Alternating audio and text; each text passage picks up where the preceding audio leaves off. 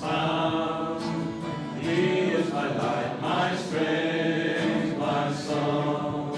His cornerstone is solid ground, firm through the fiercest drought and storms. What heights of love, what depths of peace, when fears are still, when striving cease. My comforter, my all in all, here in the love of Christ I stand.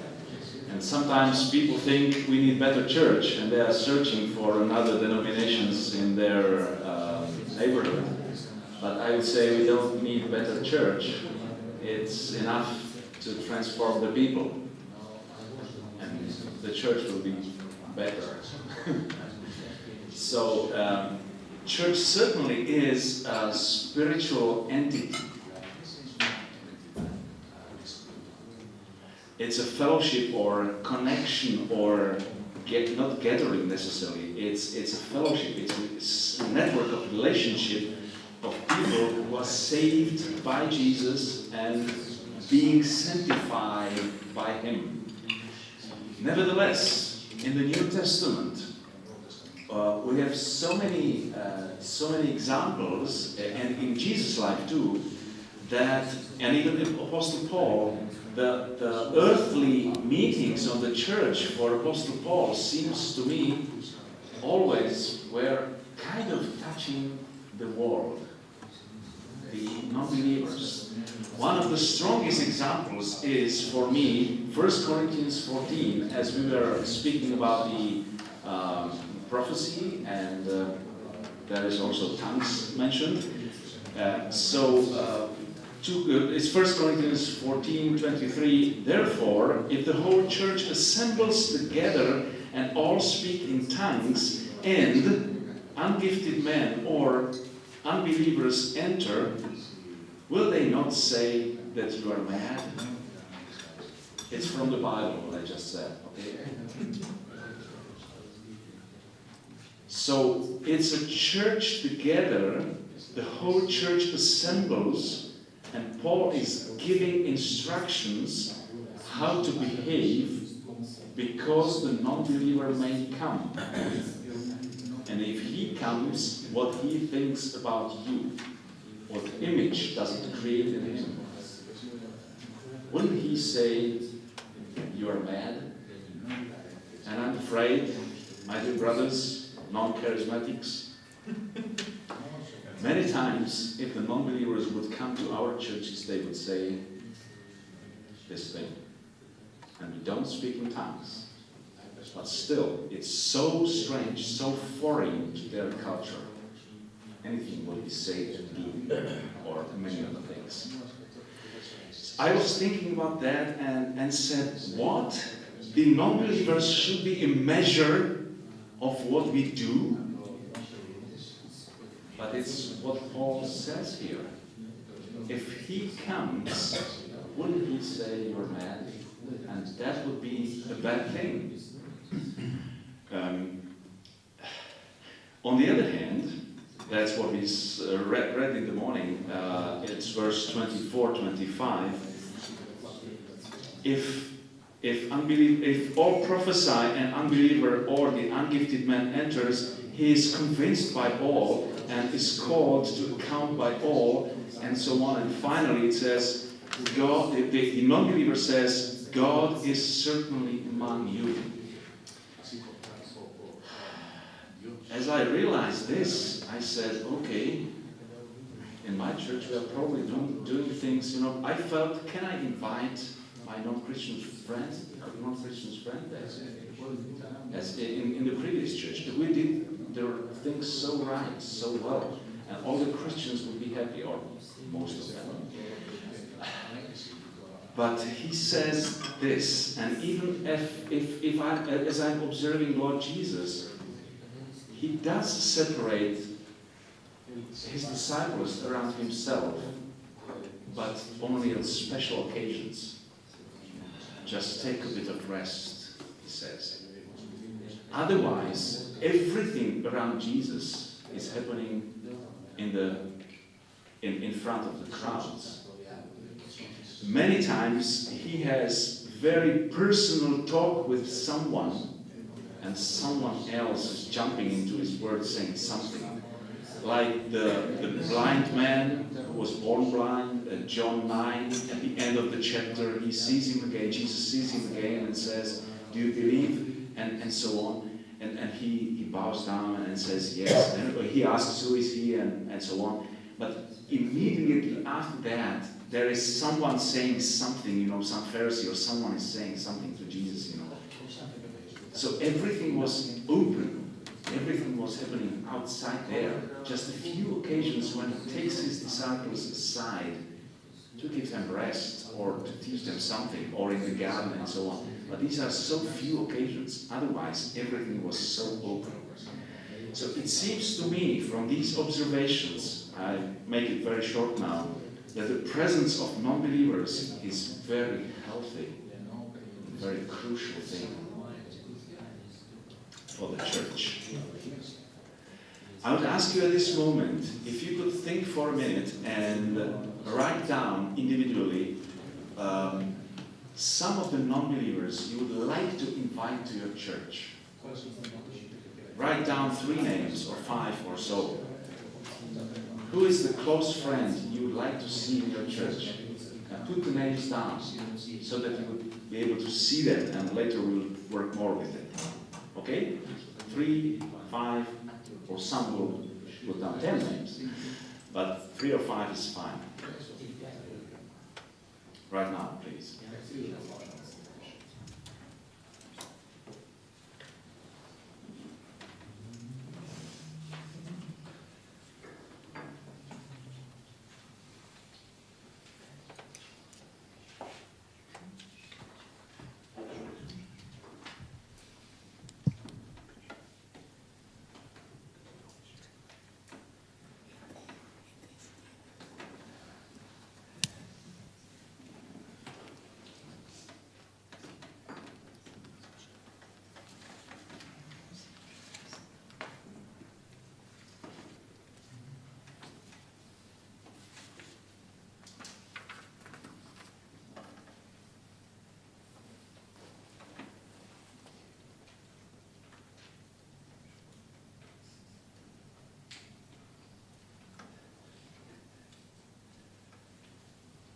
Do we have 3 names of our non-Christian friends?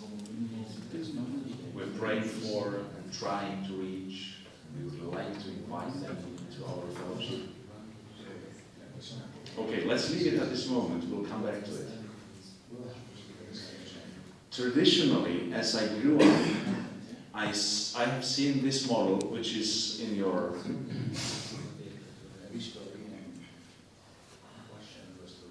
syllabi, and it said in English there is 3 B's, and I don't know how about the other languages. The first B was believe.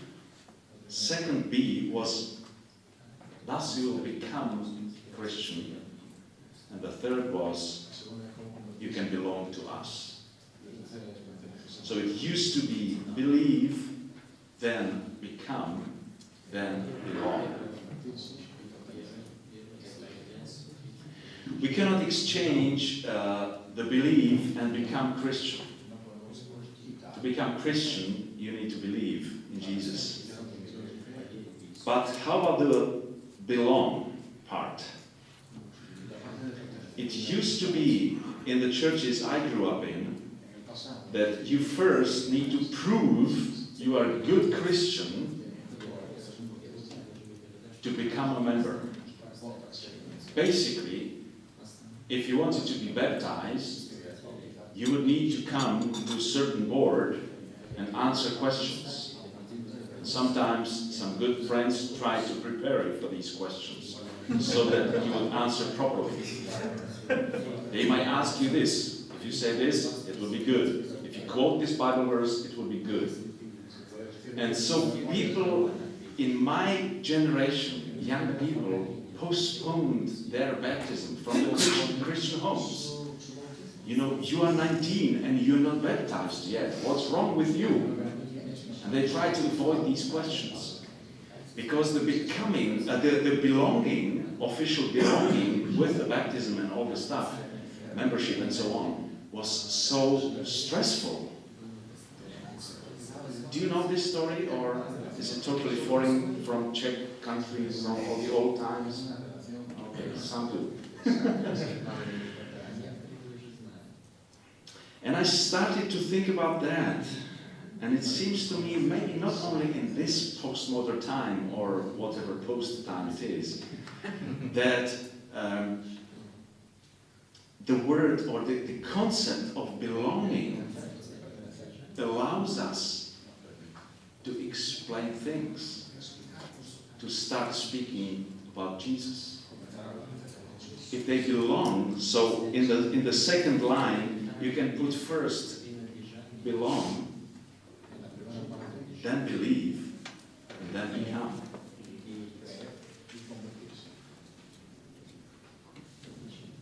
If they belong to my fellowship and they like the Christians, they started to notice the difference in their life and their own.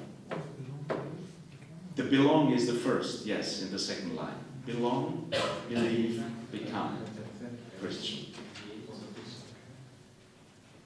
And only after they belong to this fellowship, or they feel the belonging from others, they start asking questions. And this way, they start to believe.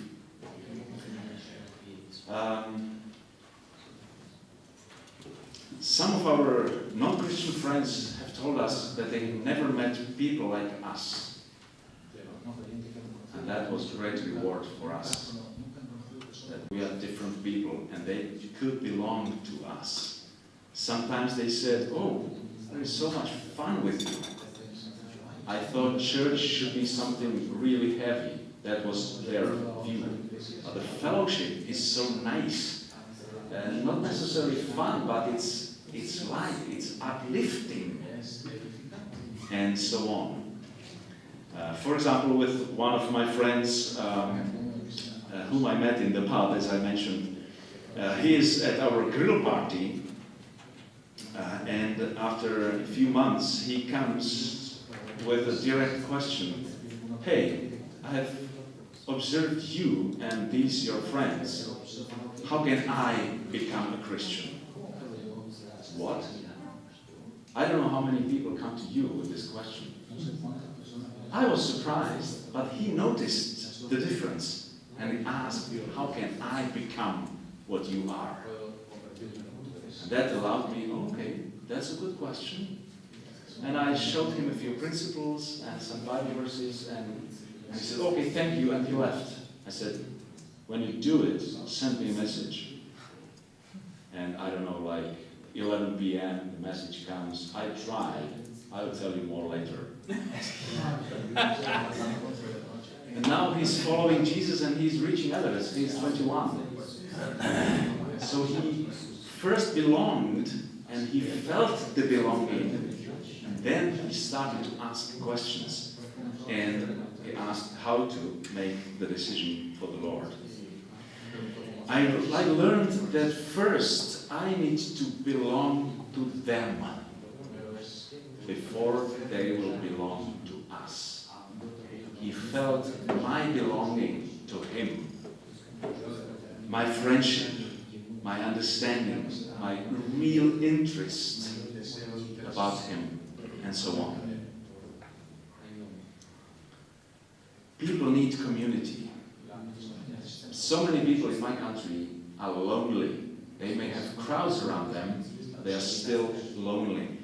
They are craving for belonging, to belong to someone they would trust. And that's exactly what Jesus did. He came to our world from his beautiful something we cannot describe. He came to our world and became one of us. He started to belong to our world. So I'm trying to learn to belong to these people, to be with them where they are, that I belong to them. And as I mentioned, the club, they consider me as a valued, or how to say it, part of their fellowship or their whatever. This club, I'm there. I'm bringing some value. I belong there fully. It's not me just, as a fisher going to the pond, sitting on the shore. No, I'm floating, or how to say, swimming among the fish. I'm there with them, and I know their world, and they know mine now because I invited them to my family. I would say I noticed that, for example, this young man, this Peter, or many others, have limited understanding of my ideas before belonging. That's in your notes too. They have limited understanding before belonging. Because it doesn't make sense to them if they are outside and hear these things we consider beautiful, or deep, or thorough, or whatever. It's strange, and it is. And Paul says it should be strange. But if they start belonging to us, they see the transformed lives. At the beginning it's strange, and that's good. But they start to ask questions. And that's what I'm waiting for. So there is limited understanding before belonging. I'm thinking about John the Baptist. We don't read about one miracle. We don't hear him saying, great sermons. Why do the crowds follow him? If you have an answer, please help me. John the Baptist. Simple life. Simple life. Any other ideas? Zealous. Zealous. Okay, it was zealous with something. Right. He's one crying in the wilderness, and he's talking about repentance. I believe they thought that he was the prophet to come. But how did they recognize him? He wasn't nice to them at all. Whoever came, I want to be baptized. Why should you? I don't know the English expression of what he says to them. I believe that was his message.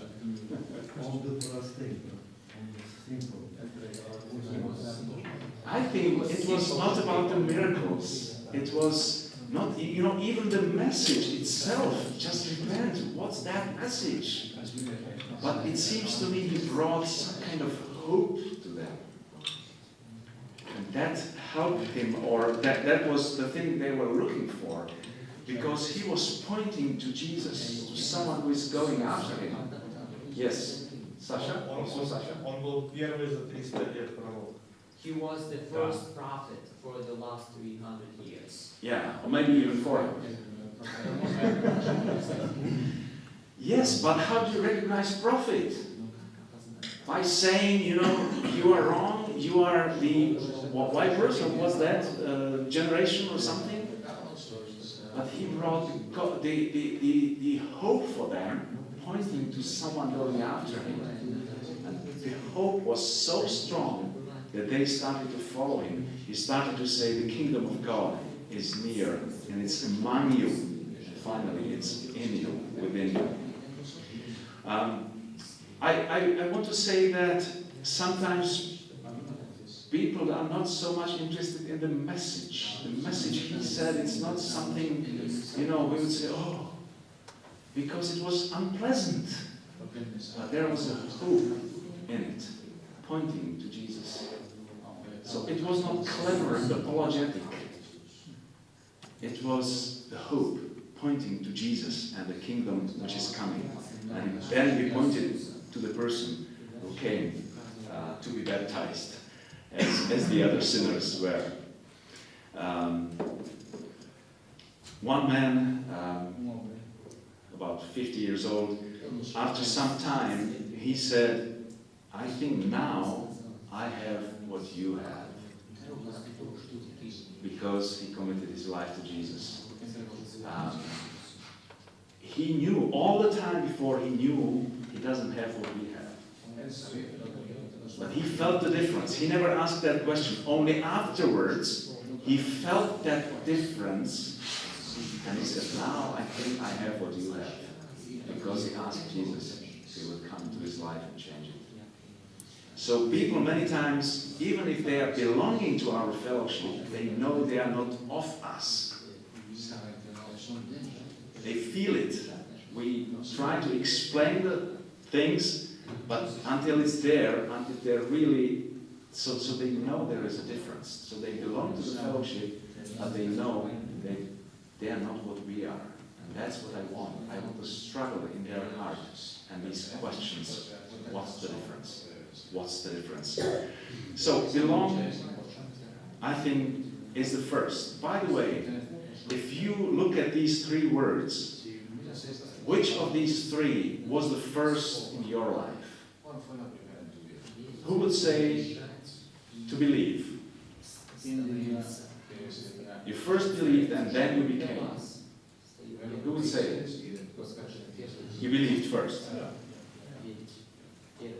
And who would say I belonged first and then I believed? That would be me. Because I was brought up in a Christian family, I was taught the thing, but I think if I didn't belong to the family and to the fellowship, I don't know what would happen. So it seems more of us are who first belonged and then started to believe. On the other hand, I don't want our fellowship to be just good friends. Even at the grill party, I don't preach. You can't. Or you can try. Maybe in Ukraine it would be different, or somewhere, I don't know. Or Armenia, I don't know. But the atmosphere there allows me to have several personal talks, and there are some other Christians with me, and my family also. And then we finish, and I ask, so how was it? And I took with this one so far, and with this one we get to this, and then he said this. So we don't preach there, but there are several ways how we share Christ with these people. And some come more open, more prepared, and some are just reserved, and at the point they say, one young guy told me, I have been to parties, but this one is really different. And I said, what's the difference? And he basically couldn't name it. He couldn't say, what's the difference? Nice people here. I said, so you go to parties where there are not nice people? No, but the atmosphere. So there is not good atmosphere there. Oh, yeah, but it's not like here. It's different flavor to it. So he couldn't describe what's the difference. And I have been to parties, he said. So the belonging, the atmosphere was the thing for him. Do you know more people who first believed and then belonged? I asked you about your path. Do you know some other people who first believed? Or is it just a few of us here? You do? Malo. It means just a few, yes. So if I'm thinking about the church, which should be understandable for the non-Christians, as Paul says, and as Jesus did it practically, my question is, how can we do it? And Paul even says, and it's in 1 Corinthians 9, and it's in your syllabi, that to the Jews I became a Jew, so that I might win Jews, and to those who are under the law, as under the law, though not being myself under the law, and so on. You know that story, you know that principle Paul says and explains. And that's his belonging to the people, or Jews, or Gentiles, under the law, or without the law, even though I'm not without the law, he says, and so on.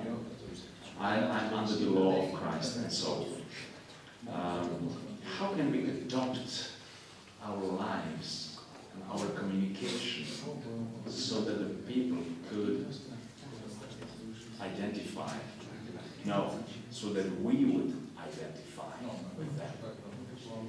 Jesus didn't come with his, heavenly message in heavenly language.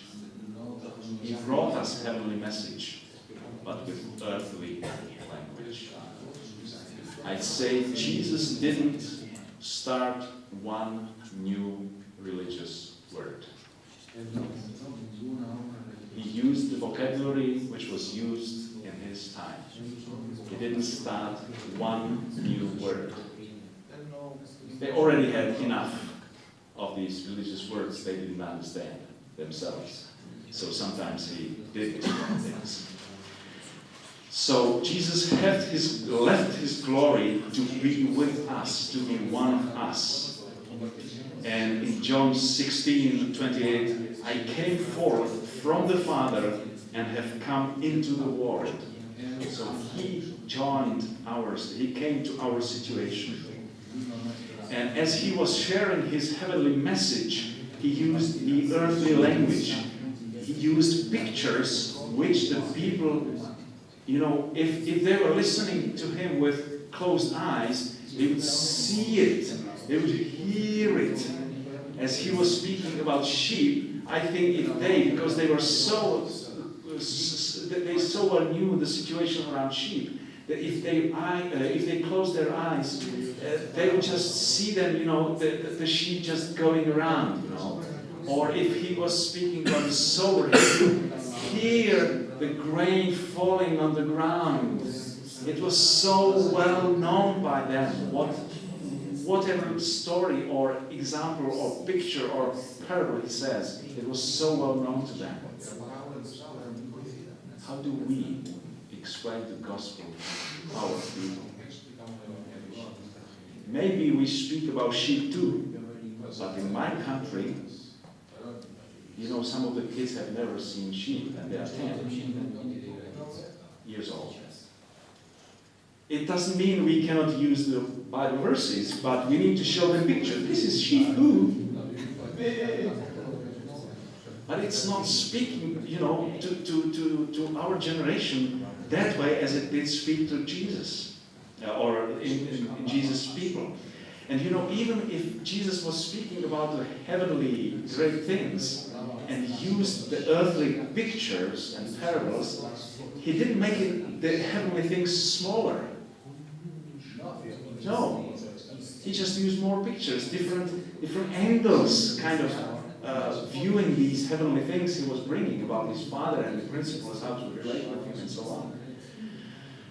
And it seems to me if you remember becoming a Christian, if you are, who of us is from non-Christian family? Non-Christian family. Okay, good. Do you remember the situation when you first met Christians? How did you feel about their speaking? Did you understand what they say? Soviet. So strange. Strange. Okay. Strange. Talk non-stop about someone we don't know here. Oh, they are talking non-stop about someone we don't know.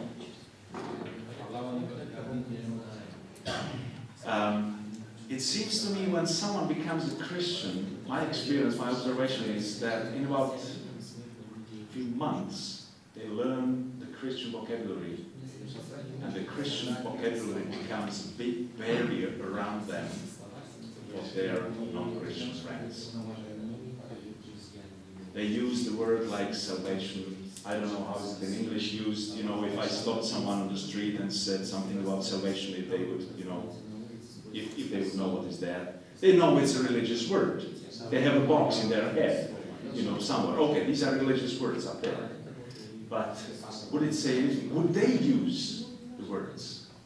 They wouldn't. Not even in poetry.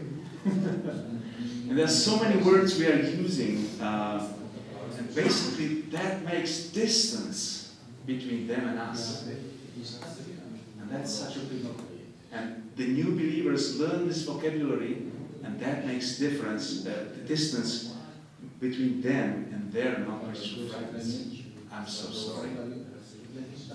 Who would be more effective evangelist than a new Christian? we so soon teach them vocabulary no one understands outside.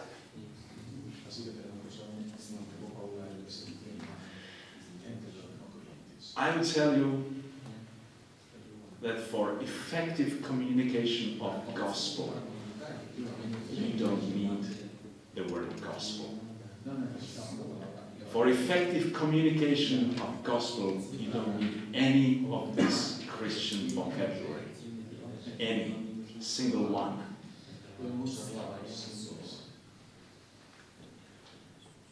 Sometimes I hear from good classic Christians well-meant advice that they will need to learn it anyway because it's in our Bibles.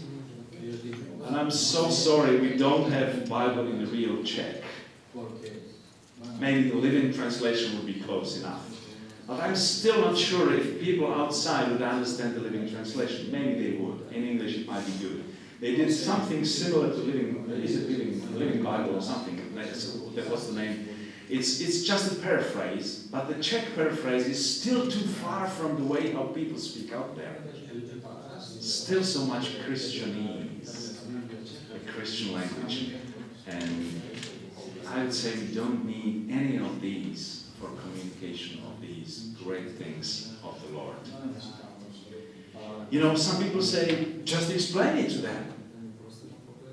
How do you feel if someone speaks with you about your computer and tries to help you with your computer, if you are not a computer, scientist?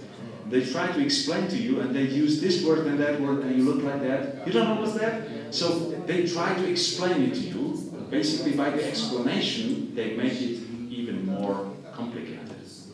So stupid me here with this machine, clever machine, and you clever explain it to me, and you leave and I still don't know what to do with that. Have you felt this way? In fact, the explanation many times doesn't help. Rather, it hardens their heart. The explanation, in many ways, hardens their heart. Because there is feeling behind the explanation. Oh, you're clever, and I'm stupid. And we approach them this way. I know how to explain it. And this joy of knowing how to explain it kills the witness, the testimony. That's what Sasha said. Like they were speaking non-stop to me. They were so excited. So it was not about sharing Jesus in my life. It was about them enjoying it so much that they would push me somewhere. So the feeling which you cause by your explanation may be a hindrance. And the belonging is basically a feeling. You know, occasionally I have businessmen or people in different positions to teach about communication. I have a dean, I mentioned the dean of some technical faculty. And we had a topic, it was just personal consultation with him. So he invited me because of his team communication, something.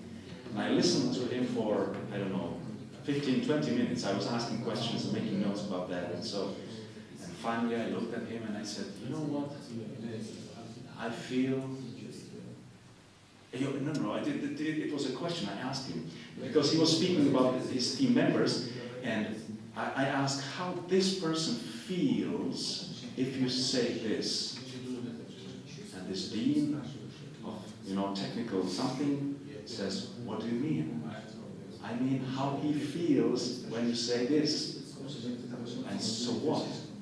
I say the feeling makes activity or stops activity of him in the team. But we are here to work, not just feel good. I say, I understand, but if he does feel good, he will give you twice more work. And he needed, another half an hour to process that. And what should I do? He has no idea how to create positive emotions of his team. Because he's just pushing. And we are technical faculty here and so on. Does it make sense to you? Many times we feel that gospel is message, so we need to do maximum for the message. And that's information, is it? As you read the stories as Jesus is evangelizing the people around him, so many times he says a story or a parable, They have no idea what's that about. They leave and think about that. Even his disciples. Interesting story, but what does it mean? And he leaves that with that. He leaves that with this. We probably need to change something. I don't want to say that emotion is it, but sometimes it seems to me, that's what I told to this team, that emotion is the way how they can get engaged in the job. If it feels good, they will do whatever for you, and you will be surprised. So then he said, so help me. How can I create their emotions? Finally, as he got it. So we were making a list how these, highly academically educated people around him can get good emotions about the job. We have one university professor here, so they may invite me or maybe refuse me. But there are so many ways we try to give them information, like to our kids. We want to train them. But it's so much about emotions, about something deep inside. If we try to explain things, many times we build a barrier. But if I ask them, if I try, Jesus did the mental work to finding these stories which they would understand firsthand. I need to do the mental work to find a way how to explain the gospel in such a way that they would understand it without explaining my words. And it's sometimes hard. I have a little exercise for you here.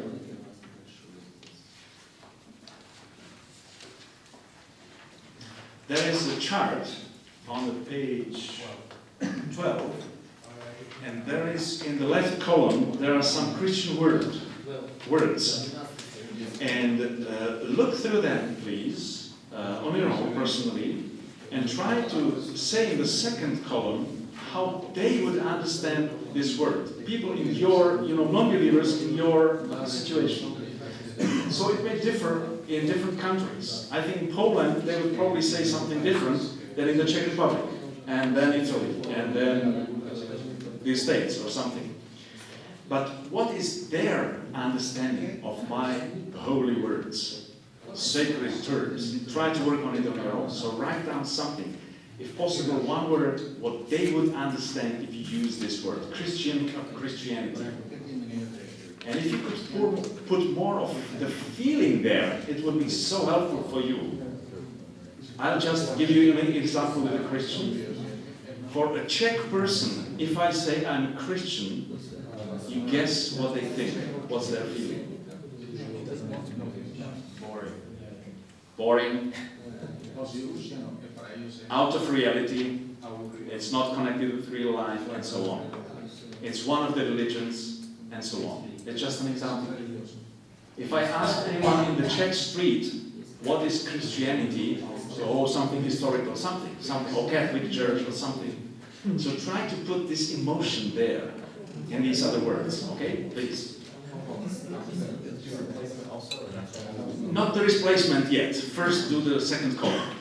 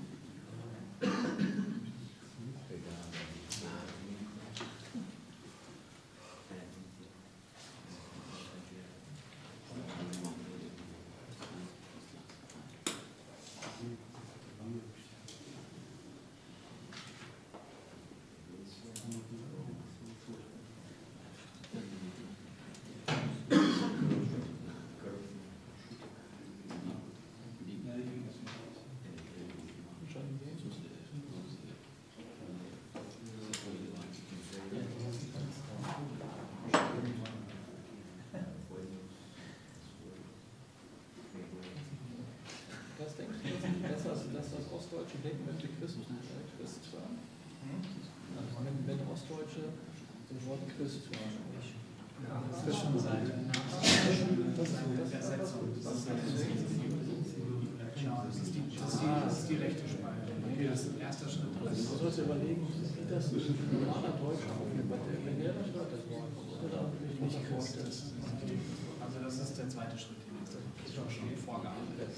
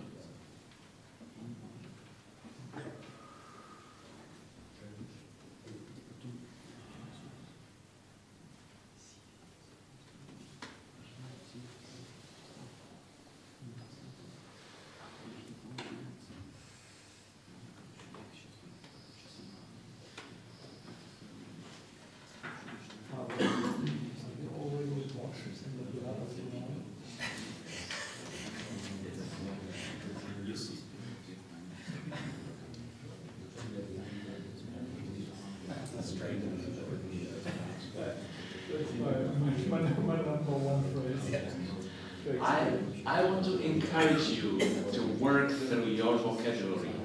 I hope when you leave this conference, you will listen to yourself as you share the gospel.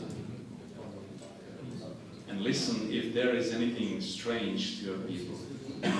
So, can we reflect a bit? So what do you say, gospel? What your friend, non-Christian friend, feels about the word gospel?